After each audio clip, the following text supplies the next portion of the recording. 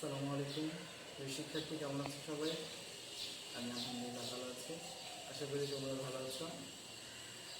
এই করোনা পরিস্থিতির জন্য সকল স্কুল কলেজ সকল শিক্ষা প্রতিষ্ঠান বন্ধ থাকায় তোমাদের পড়াশোনায় যে ব্যাঘাত ঘটছে, আসলে যদিও সেটিকে সম্পূর্ণভাবে পূরণ করা সম্ভব নয়, তবুও আমরা স্টার ফ্লাওয়ার এসআর স্টুডেন্ট কলেজের উদ্যোগে তোমাদের অনলাইন ক্লাসের এই ব্যবস্থা করেছি। এই জন্য আমাদের শ্রদ্ধেয় পরিচালক মহোদয় মোহাম্মদ শালি স্যার, রফিক স্যার এবং প্রিন্সিপাল স্যারকে আন্তরিকভাবে কৃতজ্ঞতা প্রকাশ করি এবং ধন্যবাদ জানাই।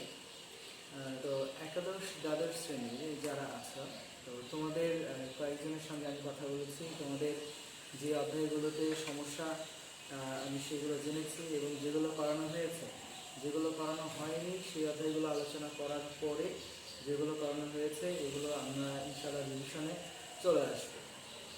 তো এখন আজকে আমি তোমাদের একটা সম্পূর্ণ নতুন টপিক নিয়ে আলোচনা করব। এই টপিকটি তোমাদের অন্তরীকরণ নবম অধ্যায়ের একটি টপিক, এবং এই টপিক নিয়ে আলোচনা করবো এই কারণে যে এটি খুবই গুরুত্বপূর্ণ একটা বিষয়। যেহেতু তোমাদের অন্তরীকরণ কিছুটা হলেও করানো হয়েছে, সুতরাং এই টপিকটা তোমরা পারো। এই নিয়মটা সহজ, আশা করি তোমরা সকলে বুঝতে পারবে। এবং চলো আমরা মূল আলোচনায় চলে যাই। আজকে আমার বিষয়বস্তু হচ্ছে লঘিষ্ঠ মান এবং গরিষ্ঠ মান। যে কোনো ফাংশনের লঘিষ্ঠ মান এবং গরিষ্ঠ মান বলতে কি বুঝি, আগে আমাকে এইটা জানতে হবে যে লঘিষ্ঠ মান এবং গরিষ্ঠ মানটা কি। মনে করি যে এখানে একটা চিত্র আছে, এই যে রেখাটা দেখা যাচ্ছে, মনে করি এটা একটা রেখা y ইকুয়াল fx।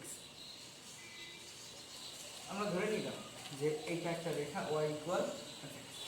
এখন এই রেখায় আমরা যদি বলি যে এই রেখার সবচেয়ে উঁচু জায়গা কোনটা, সব থেকে উঁচু জায়গা আনুমানিক এইটা হতে পারে, এই জায়গাটা উঁচু। উঁচু বলতে মানে হচ্ছে সর্বোচ্চ মান, অর্থাৎ গরিষ্ঠ মান। তাহলে যেই বিন্দুতে সর্বোচ্চ মান, এই জায়গাটাকে আমরা বলবো এটাই হচ্ছে আমাদের সর্বোচ্চ বিন্দু, সর্বোচ্চ বিন্দু। আর ফাংশনের মানটা এই বিন্দুতে যত হবে এটি হচ্ছে লঘিষ্ঠ মান। আবার সব থেকে নিচু জায়গা আনুমানিক এইটা হতে পারে অথবা এটা হতে পারে। তাহলে যেই জায়গাটা থেকে ফাংশনের সব থেকে নিচু মান, কম মান, ছোট মান, এই মানটাকে আমরা বলবো ফাংশনের লঘিষ্ঠ মান। তাহলে আশা করি তোমরা বুঝতে পেরেছো ফাংশনের গরিষ্ঠ মান এবং লঘিষ্ঠ মান বলতে কি বোঝায়। গরিষ্ঠ মান হচ্ছে সব থেকে বড় মান, লঘিষ্ঠ মান হলো সব থেকে ছোট মান। এবার আমরা সরাসরি আলোচনায় চলে যাব। আচ্ছা, এই লঘিষ্ঠ মান গরিষ্ঠ মানের অঙ্কগুলো কিভাবে করতে হয় আমরা সে বিষয় সম্পর্কে জানি। আমি ছোট্ট একটা তোমাদেরকে ফ্লো চার্ট এঁকে দিব যে কিভাবে অঙ্কটা করতে হয়। তোমরা এই ফ্লো চার্টটা খাতায় আমার সঙ্গে সঙ্গে নোট করে নাও। আমরা যে ফাংশনটা দেওয়া থাকবে এটাকে ধরবো y ইকুয়াল fx। আমরা ধরে নিব y ইকুয়াল fx। ধরার পরে সেখান থেকে পরপর দুইবার অন্তরীকরণ করব, অর্থাৎ এখান থেকে y1 বের করব, আবার y1 বের করার পরে এবার y2 বের করব। আমি বলে রাখি, আগেও বলেছিলাম যে y1 যে কথা f প্রাইম x একই কথা, y2 যে কথা f ডাবল প্রাইম x একই কথা। y2 মানেও দ্বিতীয় অন্তরীকরণ, f ডাবল প্রাইম x দুইটা ভাগ আছে, প্রাইম আছে দুইটা, এই জন্য এটা দ্বিতীয় অন্তরীকরণ। আচ্ছা, প্রথম অন্তরীকরণ দ্বিতীয় অন্তরীকরণ করার পরে এবার আমাকে f প্রাইম ইকুয়াল 0 লিখতে হবে, অর্থাৎ প্রথম অন্তরীকরণকে শূন্য ধরতে হবে। প্রথম অন্তরীকরণ শূন্য ধরে আমরা কিছু x এর মান পাবো। এই x এর মানগুলোকে আবার বসায় দিব দ্বিতীয় অন্তরীকরণের মধ্যে। দ্বিতীয় অন্তরীকরণের মধ্যে x এর মান বসিয়ে দিলে আমরা দুই ধরনের উত্তর পাবো। কিছু উত্তর পাবো ধনাত্মক, কিছু উত্তর পাবো ঋণাত্মক। যদি f প্রাইমের মান, f ডাবল প্রাইমের মান আমার ধনাত্মক আসে, তাহলে বলবো আমরা সর্বনিম্ন মান, সর্বনিম্ন মান। আর যদি আমাদের ঋণাত্মক মান আসে তাহলে আমরা বলবো সর্বোচ্চ মান আছে। আসলে এই যে দুইটা মান এখানে এফ ডাবল প্রাইমে আসবে, এই দুইটা কিন্তু সর্বোচ্চ সর্বনিম্ন মান না, এটা হচ্ছে সত্যতা যাচাই করা বা যোগ্যতা যাচাই করা, আসলে ওই ফাংশনে সর্বোচ্চ মান আছে কি নাই। যদি সর্বোচ্চ মান থাকে তাহলে এফ ডাবল প্রাইম এক্স এর মানটা আসবে ঋণাত্মক, যদি সর্বনিম্ন মান থাকে তাহলে এফ ডাবল প্রাইম এক্স এর মানটা আসবে ধনাত্মক। এইবার যখন যাচাইয়ে দেখবো যে সর্বোচ্চ মান আছে সর্বনিম্ন মান আছে, এইবার আমরা কি করব, এই এক্স এর মানটা পুনরায় এইখানে বসিয়ে দিব, একদম মূল ফাংশনে বসিয়ে দিব। মূল ফাংশনে বসিয়ে দেওয়ার পরে যেই দুইটা মান আসবে এই দুইটা মানই আমাদের উত্তর। আশা করি তোমরা বুঝতে পেরেছো। আমি ফ্লো চার্টটা পাশেই রাখলাম। এবার এই ফ্লো চার্টে যে নিয়মটা আমি বললাম, এই একটা নিয়মে সবগুলো অঙ্ক হবে, সর্বোচ্চ মান এবং সর্বনিম্ন মান। কখনো লঘিষ্ঠ বলা থাকতে পারে, গরিষ্ঠ বলা থাকতে পারে, কখনো সর্বোচ্চ বলা থাকতে পারে, সর্বনিম্ন বলা থাকতে পারে। যাহাই লঘিষ্ঠ তাহাই সর্বনিম্ন, যাহাই গরিষ্ঠ তাহাই সর্বোচ্চ। আশা করি তোমরা বুঝতে পেরেছো। এবার সমাধানে চলে যাব। সমাধান, প্রথমে যে ফাংশনটি দেওয়া আছে আমাকে লিখতে হবে যে দেওয়া আছে, কি দেওয়া আছে, fx equal x cube minus 5x square plus 3x plus 2। আমি বললাম যে y ইকুয়াল fx লেখার পরে প্রথম অন্তরীকরণ দ্বিতীয় অন্তরীকরণ দুইটা একই সঙ্গে করতে হবে।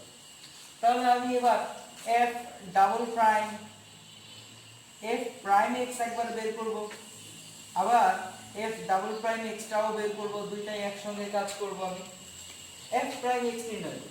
তাহলে আমি যদি এই সম্পূর্ণ অংশে ddx প্রয়োগ করি, আমি একটু তোমাদের রিভিউ করো, পূর্বের আলোচনাগুলো যদি একটু মনে করার চেষ্টা করো বা দেখো, তাহলে তোমাদের হয়তো মনে থাকবে যে আমরা অন্তরীকরণে একটা সূত্র বলেছিলাম এরকম, ddx x to the power n equal n into x to the power n minus 1। আশা করি তোমাদের মনে পড়েছে বিষয়টি। তাহলে x to the power n, n হলো এখানে 3, তাহলে এখানে যদি আমি 3 দেই, লক্ষ্য করি এই 3 সামনে চলে আসে এবং উপরে 3 থেকে 1 বিয়োগ হয়ে যাবে। তাহলে এবার এই 3 কে আমি সামনে লিখলাম, x থেকে 1 বিয়োগ x এর পাওয়ার 3 থেকে 1 বিয়োগ হয়ে যাবে 2। এরপর মাইনাসের জায়গায় মাইনাস থাকবে, 5 এর জায়গায় 5 থাকলো ঠিক, কিন্তু x এর স্কয়ার আছে, তাহলে ওই 2 সামনে এসে এখানে x 2 থেকে 1 বিয়োগ করলে 1, এখানে আর 1 দেওয়ার কোনো প্রয়োজন নাই, প্লাসের জায়গায় প্লাস। এখন এখানে শর্টকাট নিয়মটা হচ্ছে এরকম যে এই পাওয়ার সামনের সঙ্গে সঙ্গে গুণ হয়ে যাবে, 5 গুণ কত হয়ে যাবে 10। তাহলে আমি এখানে সরাসরি লিখব 10 10x। তাহলে এখানে শুধু 3 চলে আসবে, কারণ শুধু x কে যদি আমরা অন্তরীকরণ করি কোনো পাওয়ার না থাকে তাহলে সেই হয়ে যায় 1। তাহলে 3 এর সাথে 1 গুণ করলে হয়ে যাবে শুধু 3, আর কোনো কনস্ট্যান্ট কে যদি আমরা অন্তরীকরণ করি সে হয়ে যাবে 0। এই কারণে 2 এখানে বাদ, 2 হয়ে যাবে 0। আচ্ছা, এরপর এই অংশ যদি আবারও আমরা অন্তরীকরণ করতে চাই তাহলে লক্ষ্য করে দেখি 3 দুগুণ 6x, এরপরে আসবে মাইনাস 10 এর জায়গায় শুধু 10, কারণ x কে অন্তরীকরণ করলে হয়ে যাবে 1, তাই এই অংশটা আর লেখার দরকার নাই, এবং 3 কে অন্তরীকরণ করলে হয়ে যাবে 0, এটাকে আর লেখার কোনো প্রয়োজন নেই। এবার আমরা কি করব, f প্রাইম x ইকুয়াল 0 ধরব। তাহলে ধরি f প্রাইম x ইকুয়াল 0, বা f প্রাইম x মানে কি ছিল 3x square minus 10x plus 3 equal 0, বা এখানে আমরা নির্ধারণ করা যায়, কিন্তু এটা 9 আর 9 একে 9, 9 এর সাথে 1 যোগ করলে হয়ে যায় 10। মিলটাম অবশ্যই তোমরা পারবে, 3x square minus 9x minus x plus 3 equal 0। লক্ষ্য করে দেখি 9টা x আর একটা x যোগ করলে কিন্তু 10 হয়ে যাচ্ছে। আবার 9 একে 9, 3 3 9। আচ্ছা, এবার এই অংশ থেকে আমি যদি কমন নেই, 3x কমন নিলে এখানে থাকবে একটা x মাইনাস 3, মাইনাস 1 কমন নিলে x মাইনাস 3 ইকুয়াল 0, বা এবার যদি আমি x মাইনাস থ্রি কমন নিই, কমন নিয়ে থাকবে এখানে থাকবে 3x আর এখানে থাকবে মাইনাস ওয়ান ইকুয়াল জিরো। আমি এখন বলতে পারি যে হয় x minus three equal zero অথবা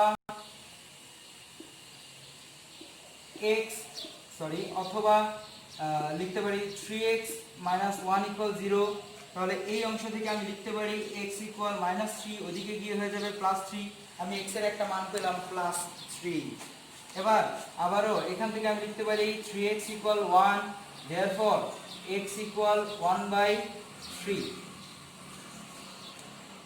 আমি x এর দুটি মান পেলাম। আমি বলেছিলাম নিয়মের মধ্যে যে আমি f(x) equal f prime x equal যদি 0 ধরে নেই তাহলে অবশ্যই এখানে x এর কিছু মান পাওয়া যাবে।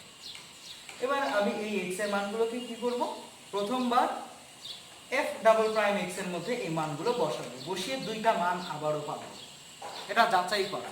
তাহলে আমি এবার মানগুলোকে বসাই যে x ইকুয়াল 3 হলে f double prime x equal f double prime x এর জায়গায় আমি এবার এই মানটা বসাই, x এর জায়গায় 3, তাহলে 3 6 18, 6 গুণন 3 বিয়োগ 10, 18 বিয়োগ 10 সমান 8, 18 থেকে 10 বিয়োগ করলে থাকবে 8। এই মানটা ধনাত্মক না ঋণাত্মক?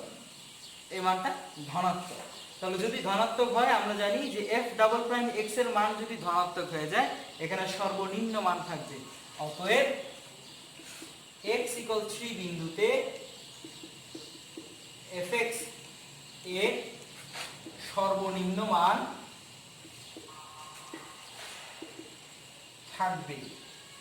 আবার x ইকুয়াল 1/3 হলে, এবার x কে ধরি আমি 1/3, x এর মান যদি 1/3 হয় তাহলে আবারও আমি f ডাবল প্রাইম x এর মানটা নির্ণয় করি, 6 গুণন 1/3 মাইনাস 10, ঘ্যাচাং ঘ্যাচাং যদি করে দেই তাহলে 3 দুগুণ 6, তাহলে এখানে 2 বিয়োগ 10, 2 থেকে যদি 10 বিয়োগ করি তাহলে আমার থাকবে কত, মাইনাস 8। আচ্ছা মাইনাস 8 এই লেখাটা মনে হয় তোমরা বুঝতে পারছো না, সমান মাইনাস 8 থাকে। আচ্ছা মাইনাস 8 আমরা লক্ষ্য করে দেখি এটা মাইনাস অর্থাৎ ঋণাত্মক। আমি আগেই বলেছিলাম যে যদি f ডাবল প্রাইম x এর মান ঋণাত্মক হয় তাহলে মান হয়ে যাবে সর্বনিম্ন মান। তাহলে অবশ্যই আমরা এখানে আগের মতো বলতে পারি যে অতএব x ইকুয়াল 1/3 বিন্দুতে fx এর সর্বনিম্ন মান থাকবে। এইবার কোন কোন বিন্দুতে সর্বনিম্ন মান থাকবে, কোন কোন বিন্দুতে সর্বোচ্চ মান থাকবে এর সবটাই আমরা জানি। যদি জানি তাহলে এবার আমরা অবশ্যই সর্বনিম্ন মান এবং সর্বোচ্চ মানটাও বের করতে পারবো। আমরা মান বের করে নিই। অতএব সর্বোচ্চ মান সমান, আচ্ছা সর্বোচ্চ মান কার জন্য সর্বোচ্চ মান একটু লক্ষ্য করি, 3 এর জন্য কি সর্বোচ্চ মান না 1/3 এর জন্য সর্বোচ্চ মান? আমি একটু প্রিন্টিং মিস্টেক হয়ে গেছে, আমি অত্যন্ত দুঃখিত। এটা হবে সর্বোচ্চ মান, মাইনাস ছিল যার কারণে সর্বোচ্চ, আমি মুখে বলছি সর্বোচ্চ কিন্তু এখানে সর্বনিম্ন লিখে ফেলেছিলাম, আমি দুঃখিত। এবার সর্বোচ্চ মানটা নির্ণয় করি 1/3 এর জন্য, তাহলে সর্বোচ্চ মান হবে f of 1/3। এই মূল ফাংশনে আমরা মূল ফাংশনে মান বসিয়ে দিব 1/3 cube minus 5 into 1/3 square plus 3 into 1/3 plus 2, হিসেব করি 1/27 minus 5 into 1/9 plus ঘেচাং ঘেচাং করে দিলে 1 plus 3 1 plus 2। এইবার যদি আমরা লসাগু করি নিচে থেকে 27, নিচে 27 উপরে কত আসে 1 বিয়োগ এখানে হচ্ছে 3 নং 27 3 পাঁচে 15 যোগ 3 27 আমি যদি 3 এর সাথে 27 গুণ করি 3 27 এর 1 হাতে আছে 2 3 গুণ 6 আর 2 হলো 8 81। এবার এখান থেকে হিসাব করে বের করি কত আসে, এদিকে দিয়ে দিলাম 2, 80 থেকে 15 বিয়োগ করলে হচ্ছে 65, 65 থেকে আমি যদি 2 যোগ করি তাহলে হচ্ছে 67/27। এটা হচ্ছে আমার সর্বোচ্চ মান। আর অনুরূপভাবে আমরা বের করতে পারি সর্বনিম্ন মান। সর্বনিম্ন মান f of 3 ওখানে মান বসাই 3 cube minus 5 into 3 square plus 3 into 3 plus 2। তাহলে এখান থেকে 27 মাইনাস 5 নং 45 প্লাস 9 প্লাস 2। এখান থেকে যদি আমরা হিসেব করি তাহলে কত মান আসে আমাদের -7। তাহলে এখান থেকে এই হলো দুটি আমাদের উত্তর। একটি হলো সর্বোচ্চ মান 67/27, এটি একটি উত্তর, এবং আরেকটি উত্তর হলো -7। আশা করি তোমরা অঙ্কটি বুঝতে পেরেছো, এবং এই নিয়মের যে অঙ্কগুলো আছে তোমরা অবশ্যই অঙ্কগুলো প্র্যাকটিস করবে। সকলে ভালো থাকবে, সুস্থ থাকবে, এই কথার সঙ্গে আজকে আলোচনা এখানে শেষ করছি।